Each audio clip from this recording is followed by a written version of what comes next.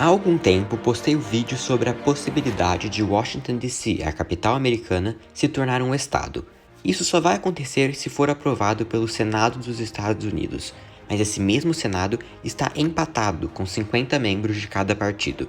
Então os senadores mais moderados e que quebram mais vezes com o seu próprio partido estão com uma importância enorme, já que seus votos são de extrema importância em praticamente todos os projetos. No caso do governo Biden e dos democratas, por exemplo, um deles quebrando com o partido em uma votação, toda a aprovação do projeto pode ir por água abaixo. Então eu comecei uma série de vídeos sobre os 4 senadores mais moderados e, portanto, mais poderosos nesse Senado empatado.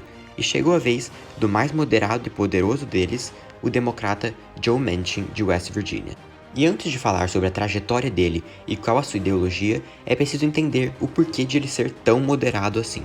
Praticamente todos os políticos moderados e centristas dos Estados Unidos são aqueles vindos de estados ou distritos competitivos. Kyrsten Sinema, por exemplo, é de Arizona, foi a primeira senadora democrata do estado em 30 anos e venceu por apenas 2% dos votos. Susan Collins é outra de um estado competitivo. No caso dela, não é apenas competitivo, é um estado que os democratas venceram em todas as eleições presidenciais desde 1992. Já Lisa Murkowski é a exceção, por não ser de um estado tão competitivo assim e mesmo assim ser moderada. E o caso de Joe Manchin é o principal e mais extremo sobre representar um estado competitivo ou que o outro partido vence. West Virginia é o estado dos Estados Unidos que mais está com uma tendência à direita e ao Partido Republicano. Esse foi o resultado da eleição de 2008 em West Virginia, já republicano ganhando, mas com uma margem de 13%. Em 2012, essa margem já dobrou, os republicanos ganharam por 26%. Em 2016, Trump ganhou por simplesmente 42%, ganhando todos os condados do estado e tendo a melhor performance de um candidato a presidente na história do estado. Então vocês já devem perceber que um democrata representando um estado como esse, tão republicano, não deve ser bem um democrata normal, senão já teria perdido uma reeleição fácil. Ele começou sua carreira política aos 35 anos de idade, sendo eleito para a Assembleia Estadual de West Virginia, em 1982, e 4 anos depois, foi eleito senador estadual, cargo que ocupou até 1996, quando decidiu concorrer a governador de West Virginia. Mas ele não passou nem das primárias, e 4 anos depois, em 2000, concorreu a secretário de estado de West Virginia. E os republicanos nem lançaram um candidato, então Manchin foi facilmente eleito. Na eleição de 2004 para governador, Manchin decidiu concorrer de novo, e dessa vez já como secretário de estado. Na eleição geral, enfrentou um veterano do exército. Então Manchin tinha isso a seu favor. Era um político conhecido no estado, e já visto como um democrata centrista, enquanto o candidato republicano não tinha essa popularidade. Manchin acabou vencendo facilmente a eleição com 63,5% dos votos. Em 2008, foi reeleito facilmente para o cargo. Mas já 2 anos depois, em 2010, um senador de West Virginia morreu e tiveram uma eleição extraordinária para ocupar o assento. E Manchin concorreu e acabou vencendo um empresário republicano que estava concorrendo, colocando a sua popularidade acima das questões partidárias do estado e sendo eleito ao Senado como um democrata. Assim como foi o caso de Murkowski, que falei há 2 semanas atrás, logo 2 anos depois de tomar posse, já enfrentou uma eleição novamente, agora para garantir um mandato completo de 6 anos. E Manchin conseguiu ser eleito novamente e por uma margem maior ainda. Nesse mesmo ano, 2012, Obama estava concorrendo à reeleição. E Manchin, já muito moderado, um democrata conservador concorrendo à reeleição, não apoiou a reeleição de Obama. E ele não apoiou nenhum dos candidatos a presidente, e disse que as políticas econômicas do Obama o preocupavam e por isso não apoiou o presidente. E enquanto Obama perdeu nessa mesma eleição por 26%, Manchin ganhou por 24%. Antes de falar sobre suas políticas no Senado, vou primeiro falar sobre a sua outra eleição para já acabar essa parte das eleições de Manchin. Em 2018, ele decidiu concorrer à reeleição. E na eleição geral, enfrentou o procurador-geral do estado, um republicano. Já numa época em que o país estava extremamente polarizado, já era certeza que a margem de Manchin não seria a mesma que nas outras eleições. Seria uma eleição bem mais disputada. Até porque, 2 anos antes dessa eleição, em 2016, 2016, Trump venceu esse estado por 42% dos votos. Então, uma vitória, independente da margem, já seria uma excelente performance considerando a posição ideológica do estado. E Manchin acabou vencendo por uma margem de pouco mais que 3%. Agora vamos para suas posições políticas. Já quando tomou posse, foi considerado um democrata conservador e moderado. Em relação ao aborto, Manchin se identifica como pró-vida, ou seja, contra a legalidade do aborto. Em 2015, apoiou inclusive um projeto republicano que iria cortar os recursos enviados ao Planned Parenthood, uma organização que fornece o procedimento de aborto de maneira segura e legal a mulheres por todos os Estados Unidos. E, inclusive, essa foto é muito usada como piada para definir a ideologia de Manchin, que ele está sempre tentando agradar os dois lados.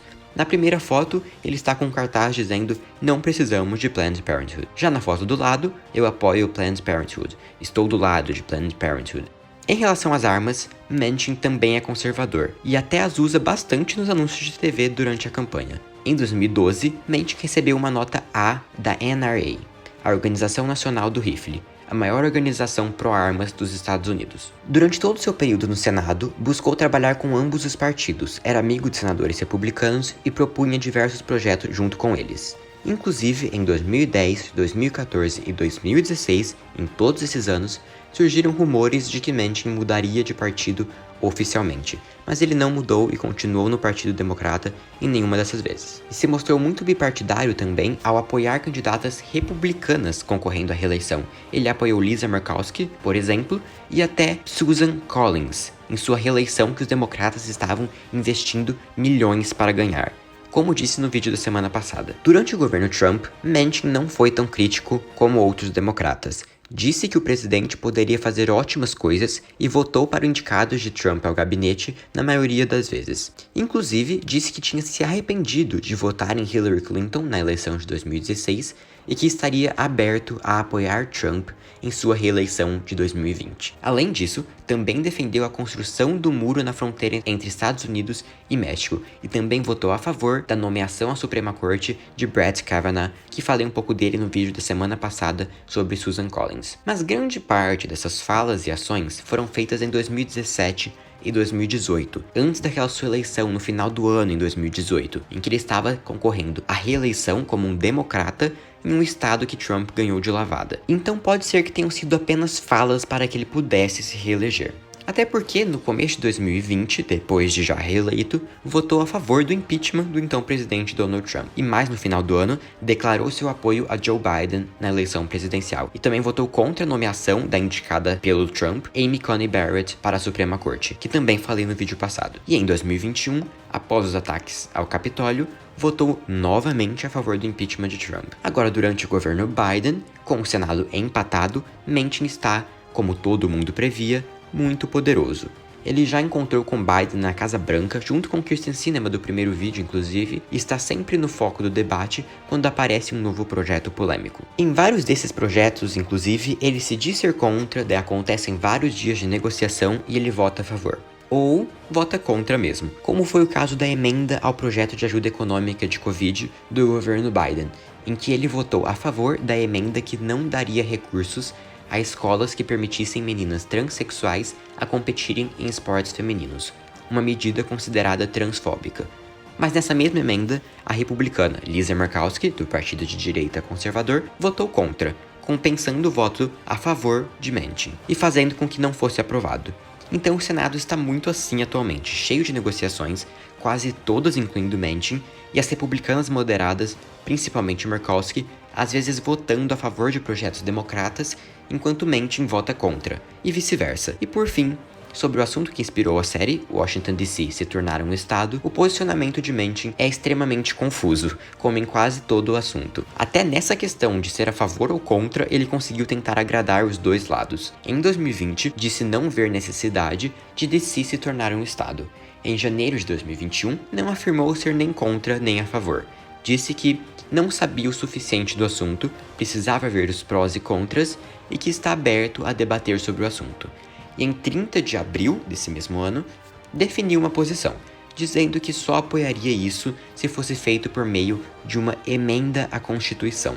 e não por meio de um simples projeto como está sendo proposto e foi aprovado na Câmara dos Representantes. O resultado, por meio de uma emenda ou projeto, dá na mesma. De si viraria um Estado de qualquer jeito e as duas maneiras são legais pela Constituição. A diferença é que, para um projeto de lei ser aprovado, basta uma maioria ou empate, considerando que a vice-presidente Harris desempata. Para uma emenda à Constituição ser aprovada, são necessários 2/3 dos senadores a favor, ou seja, 67 senadores a favor ao invés de 50. E considerando que nem mesmo uma senadora moderada como Susan Collins apoia o projeto, se torna praticamente impossível que eles consigam aprovar por meio de uma emenda à Constituição. Com isso, a série chega ao fim, espero que tenham gostado. Vocês podem clicar aqui para conferir a playlist completa de todos os vídeos da série, deixem o like e se inscrevam no canal para receberem os novos vídeos.